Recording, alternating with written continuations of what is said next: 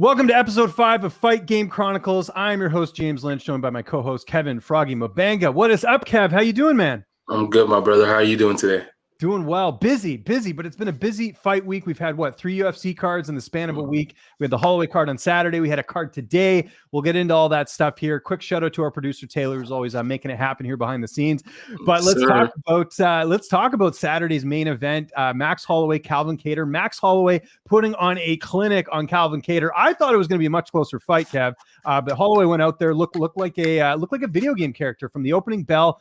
Really fast, good striking, good body shots, good elbows. I mean, Calvin Kattar was not in this fight at all. In fact, I was shocked that Kattar went the 5 rounds. I know he'd never been finished, but he looked like a zombie in the 3rd or 4th round, just walking forward and taking those shots here. Just first thoughts on Holloway's performance. I really think he made a statement and really showed fans that he should be in that title conversation. I think that Max tapped into he was everything was in sync, everything flowed. He was in that space that fighters talk about, where like you ever hear fighters talk about like, yo, I didn't feel anything, everything was just happening. Like I feel like when a basketball player says, yo, he was hot, he says the net was this big, he said the rim was this big. Well, that was one of those moments. We just witnessed the guy in pocket, fully everything came together, like everything you train for in training camp and everything you prepare for. And mind you, the guy didn't spar. He didn't spar for this fight. So he had it all come together that night, and he was able to put it out. And it's very hard to do that, for everything to come together like that. Usually you come in there kind of hurt. Usually half of your plan works, some of it works, and you got to readjust. But he made the readjustments. He came in there with a good game plan. Everything was just fluid, man. He was flowing. That's what you call that.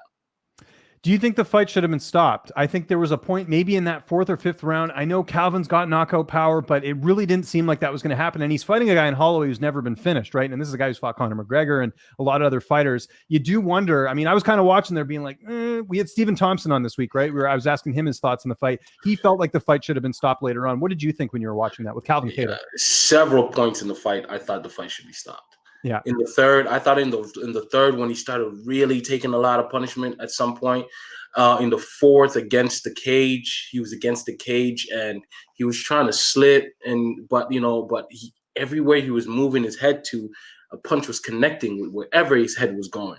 So and it was a fury fight, and it was a flurry for a while there. And then I saw was it Herb Dean that was in there with them? I believe it was Herb Dean that was in there, and I saw Herb Dean kind of look, and like he almost stepped in there, but he kind of I'm gonna give this guy another chance, and then that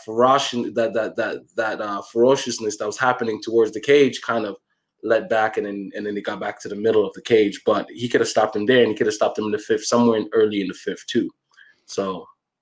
Yeah, we'll see. I mean, I think either way, and I think it's pretty obvious what's next for Holloway. I think he'll get the winner of Volkanovski and Ortega. Even if Volkanovski wins, I know that he has 2 losses to Volkanovski. That second fight was very close, but I think the type of performance that Max put on, that's got to put him back in the driver's seat. And for Calvin Kattar, I think what's next is time off. I do not want to see Kattar get back in there anytime soon. If he wants to come back in the fall or the winter, or even take the full year off, I'm fine with that. I think oftentimes we see fighters come back a little bit too soon, but he needs to step down a bit to get back, on the winning track here, whether it's an up and comer like a Bryce Mitchell or Sadiq Youssef, someone like that. You don't need to give him to the wolves, so to speak, but that's kind of what I'm thinking. Where are you leaning on this? Do you think Max did enough to get sort of the winner of Volkanovski and Ortega? It's worse for a fighter to take a beating like that for 5 rounds than it is to get knocked out, like a crazy knockout. It's far worse than that. It's much worse. And it wasn't even like he was in the fight. He was never in the fight. Like his heart was there to not lose. And, he gave it an honest effort, but from a competitive standpoint, it wasn't competitive at all. It was a one-sided fight. A guy was dominating a really good fighter that's in the top 5, top 6, So I think he needs to take, a long break, because I think they 6-month medically suspended him for 6 months.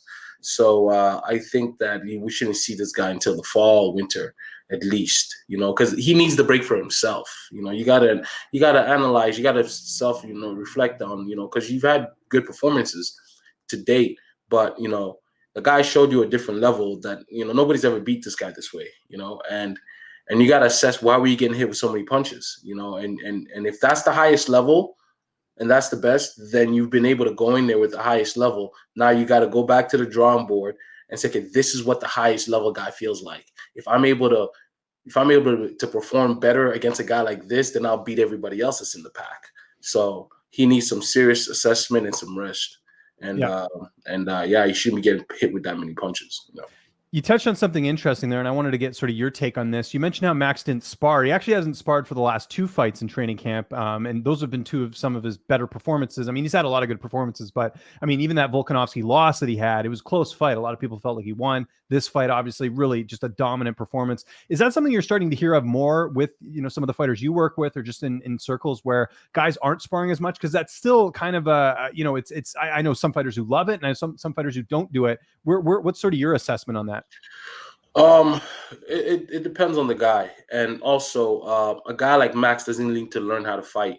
Exactly, know how to fight. He doesn't need to. You know, a guy like that, he likes to preserve himself a little bit more, and he also doesn't like, he's a fighter, so he just knows how to fight. The only thing he needs to do is prepare for a fight, and that's how he feels, and he's confident in that. And also, there's some sort of simulation that still takes place, that whether it's drilling. You know, when you're drilling on the mats, whether you're light touching, you know, not sparring, because I know what he's talking about. Like, he's not going in there and doing 5-round boxings, 4 rounds mixed martial arts, striking and Muay Thai. Like, he ain't doing none of that. He is straight up hitting pads, straight up drilling, you know, but there's still some simulation that happens. The day of the fight is when he puts it all together. And also, I think for him, I can't speak for him, but from my assessment, I feel like he likes to bottle up the full energy and that full momentum and just take it into the fight instead of building up towards the fight and actually doing sparring. Now, sparring, I think, is important.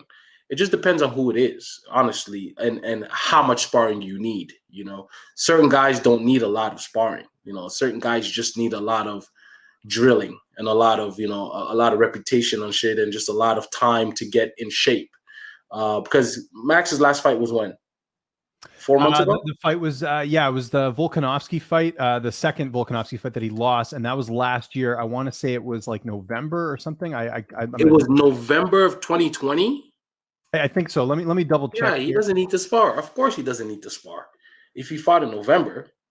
Yeah, I'm just double checking here as I'm trying to not spell Volkanovski, VOL. Taylor, when is his last fight? Yeah, we're just looking it up right now.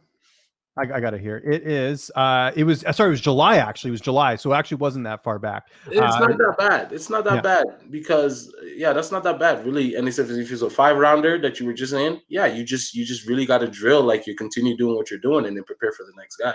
So, you know, hats off to him. You know, and I'm all for it. You know, because a lot of guys lose a lot in sparring. A lot of guys are losing a lot of themselves in the sparring because you do so much of it. You know.